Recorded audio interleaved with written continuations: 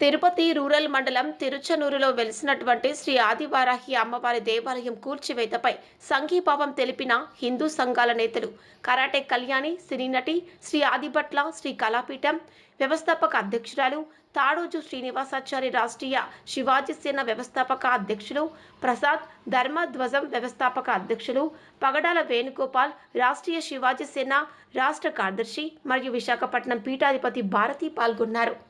ఎవరో పైద అన్ని మతస్థులే అనొచ్చు, దొంగ వెధవలు, ల్యాండ్ మాఫియా, మట్టి కరుస్తూ ఇసుక తింటున్న వెధవల కోసం ఇంత జరిగింది. అలాంటి వెధవలను వదిలేది లేదు. ఆ వెధవలు సర్వనాశనం అయిపోతారు, మట్టి కొట్టుకుపోతారు, మట్టిలోనే కలిసిపోతారు. వెధవలారు అమ్మతో పెట్టుకున్నారు మీరు. జై వారాహి. ఖచ్చితంగా శ్రీమాత్రే నమః. జై శ్రీరామ్. మిత్రులందరికీ నమస్కారం. ఈరోజు మనము ఇక్కడ వారాహి, మన సహచరులందరూ చెప్పినట్టుగా వారాహి మాత మందిరం ప్రాంగణంలో ఇక్కడ ఉన్నాము. ఇక్కడ జరిగినటువంటి విధ్వంసం గత కొన్ని రోజులుగా మనకు పేపర్లలో, వివిధ మాధ్యమాలలో, ప్రసార మాధ్యమాలలో వచ్చిన విషయం మనందరికీ తెలిసిందే. అయినప్పటికీ కూడా ఈరోజు వరకు ఇక్కడ ప్రభుత్వ పరంగా కానీ, పోలీసుల పరంగా కానీ ఎటువంటి చర్యలు ఈ పని చేసినటువంటి, ఈ కట్టడాన్ని కూల్చినటువంటి ఆ దుండగులపైన, అమ్మవారి విగ్రహాన్ని ముక్కలు చేసినటువంటి ఈ దుర్మార్గులపైన, ఈ దుండగులపైన ఎటువంటి చర్యలు తీసుకోకపోవడం చాలా శోచనీయం. అయితే మొన్న రాయచోటి అనే ప్రాంతంలో ఏం ఉత్సవం అండి?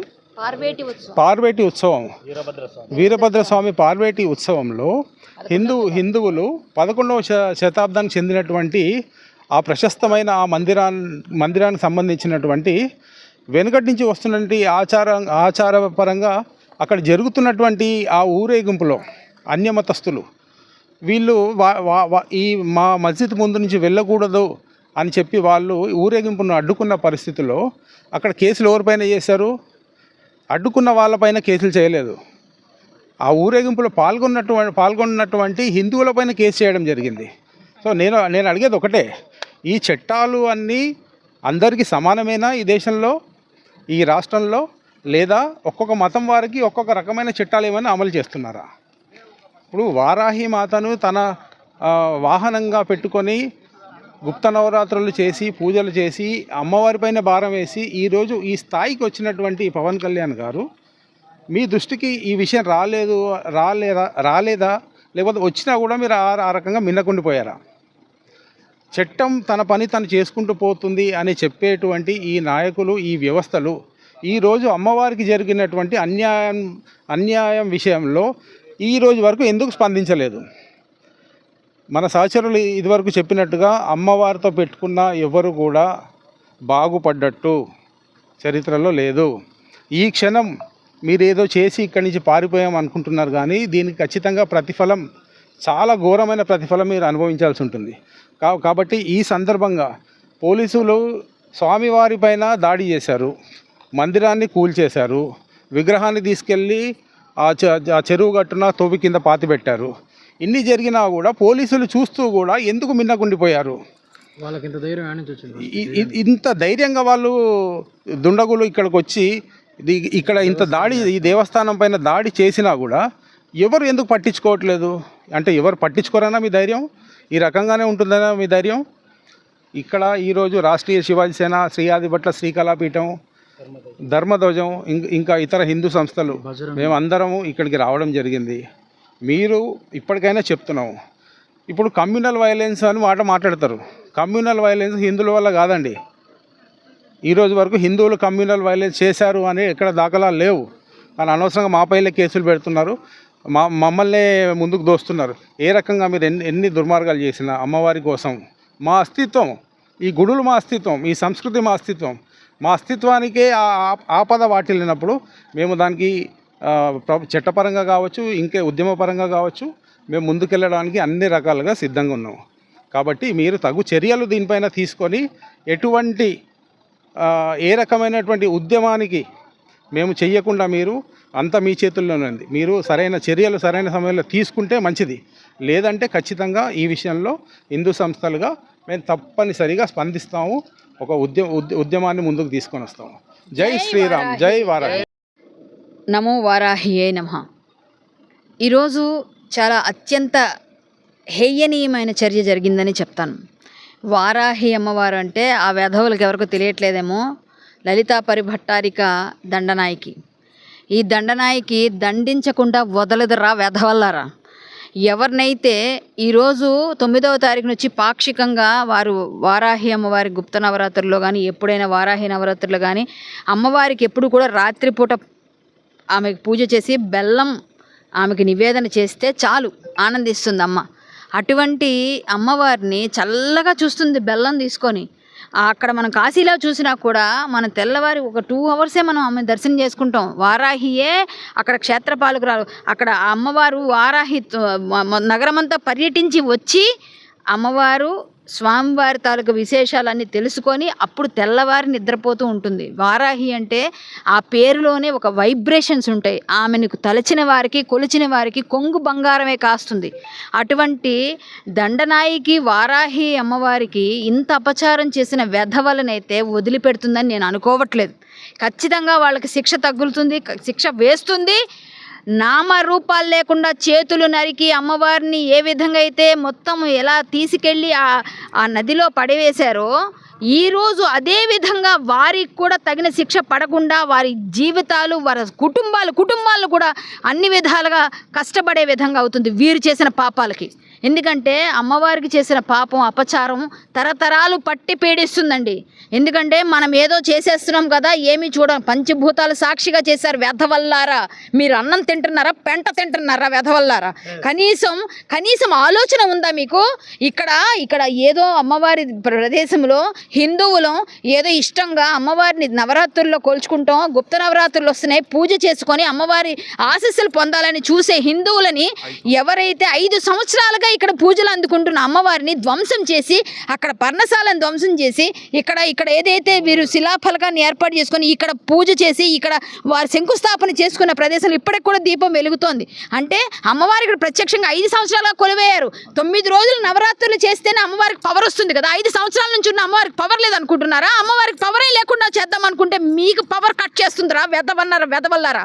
ప్రతి ఒక్కరూ అర్ధరాత్రి పూట ఏమండి, అర్ధరాత్రి పూట వచ్చి మీరు ఇక్కడ అన్నీ మొత్తం ఏవైతే ఉన్నాయో సీసీటీవీ ఫుటేజ్ తీసేసి పోలీసులు ఎప్పుడో వచ్చి పీకెట్ పెట్టారు అంటే, ఏమండి నేను ఒక మాట అడుగుతాను.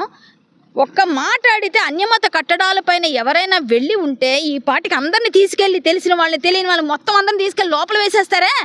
ఇప్పుడు అమ్మవారికి అయిన దాని మీద కేసు పెట్టలేదు, స్వామివారికి అయిన దాని మీద కేసు పెట్టి నామకే వాస్తే అన్నట్టు పెడితే అదేం పద్ధతి అని అడుగుతున్నా. ఎంత ఘోరం ఇది! ఆయన మీద అమ్మవారి కోసం కేసు పెట్టాలి కదా. అమ్మవారి అయితే మాత్రం మా మనోభావాలు, మా సెంటిమెంట్స్ మీకు పట్టవా? మీకు పట్టించుకునే ఇది లేదా? ఇక్కడ పునర్నిర్మాణం చేయాల్సిన బాధ్యత ఎవరిది? పునర్నిర్మాణం చేయాలి, అమ్మవారి ఇక్కడ వెలవాలి. ఇక్కడ భూబకాసురు దందాలు చేస్తున్న వెధవల్ని పట్టుకొని ఫస్ట్ వాళ్ళు శిక్షించండి. ఎవరైతే భూబకాసురులు ఇక్కడికి వచ్చారో ఈ నదీ తీరంలో ఇక్కడ మొత్తం వాళ్ళు ఇసుక మాఫియా జరుగుతోంది. ఇక్కడ ల్యాండ్ మాఫియా, ఇసుక మాఫియా. ఎందుకంటే ఇక్కడ నుంచి అమ్మవారి దగ్గర వద్దు బాబు ఇక్కడ ఇసుక తీయద్దు అన్న స్వామి అన్నారని ఇమ్మీడియట్గా తర్వాత నుంచి వారి మీదకి ఈ విధంగా మీరు అందరూ వస్తున్నారంటే, ఇసుక కోసం రాత్రిపూట వచ్చి గుళ్ళోకి వచ్చి మీరు ఇలా నాశనం చేసి పడేస్తే, బుల్డోజర్లు కూడా తీసుకొచ్చి మీరు అసలు తీసుకెళ్ళి అమ్మవారిని ఒక పెద్ద మట్టికి తీసుకొచ్చి పెద్ద లారీలతో గొయ్యలు తీసేసి అందులో అమ్మవారిని కప్పెట్టేసి చేతులు విరగొట్టేస్తే వెదవల్లారా మీ తలకాయలు పోతాయిరా. నా కొడుకు చేశాడో వాడు ఎందుకు సర్వనాశనం అయిపోతే నేను ఇవాళ చెప్తాను వారాహి భక్తురాలుగా ఖచ్చితంగా నాకు తెలుసు అమ్మవారి పవర్ ఏంటో. మీరు అంత ఎందుకు ఎవరు పూజించినా సరే అమ్మ పలికేస్తుందండి. తొందరగా ఏ దేవత కరుణిస్తుంది అంటే ఆవిడే వారాహి. ఎవరికైనా వరాలు ఇచ్చే తల్లి వారాహి తల్లి. ఎవరికైనా సరే ఎవరికి కరుణిస్తుందో కొంగు బంగారమే కాస్తుంది ఆ తల్లి. అటువంటి వారాహి దేవత ఈ తిరుచానూరులో, ఇక్కడ తిరుచానూరులో ఆలయం, అమ్మవారి ఆలయం పక్కనే ఎదురుగా. జై శ్రీరామ్. ఈరోజు తిరుపతి దగ్గరలో గల తిరుచనూరు గ్రామ పంచాయతీలో గల ఆది వారాహి అమ్మవారి దేవాలయం దగ్గర రావడం జరిగింది. యొక్క ఆది వారాహి దేవాలయాన్ని కొంతమంది దుర్మార్గులు ఇటీవల 9వ తేదీన వచ్చి ఇక్కడ ఏదైతే అమ్మవారిని ఆరాధిస్తూ పూజలు చేస్తూ ఉన్నారో ఆ స్వామివారి మీద దాడి చేయడానికి ప్రయత్నం చేశారు. ఆ యొక్క స్వామివారు కూడా ఆ యొక్క దాడి నుంచి కూడా తప్పించుకోవడం జరిగింది. తప్పించుకున్న తర్వాత వెళ్ళి వారి మీద కూడా కంప్లైంట్ ఇవ్వడం జరిగింది.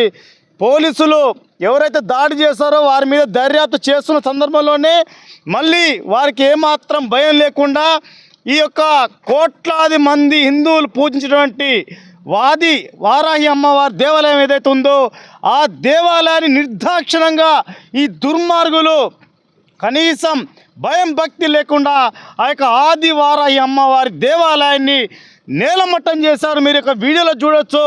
ఇంత దుర్మార్గమైన చర్య ఎక్కడ కూడా ఉండదు. ఎందుకంటే మిత్రులారా, ఏదైనా ఒక దేవాలయము ఏదైనా చేయదలుచుకుంటే కనీసము నోటీసులు ఇవ్వడము, లేకపోతే ఆ యొక్క గ్రామ పంచాయతీ పరిధి లోపల నలుగురిని కూర్చోబెట్టి ఏదైనా విషయం ఉంటే మాట్లాడడం చేస్తారు. కానీ మరి ఇంత నిర్దాక్షిణ్యంగా అమ్మవారి ఆలయాన్ని భూస్థాపితం చేయడం అంటే నిజంగా ఈ యొక్క ప్రదేశాన్ని జరిగిన పరిస్థితిని కూడా స్వామీజీ వారు వివరిస్తూ ఉంటే నిజంగా చాలా బాధ అనిపిస్తూ ఉంది. ఒక అమ్మవారి ఆలయం ఏంటి, కోట్లాది మంది హిందువులు కొంచెం ఈ శక్తి మాతక ఆలయాన్ని ఇంత నిర్దాక్షిణ్యంగా చెప్పబెట్టకుండా కొంతమంది ఆలయం లేకుండా భూస్థాపితం చేసిన ఘటన చాలా బాధిస్తూ ఉంది.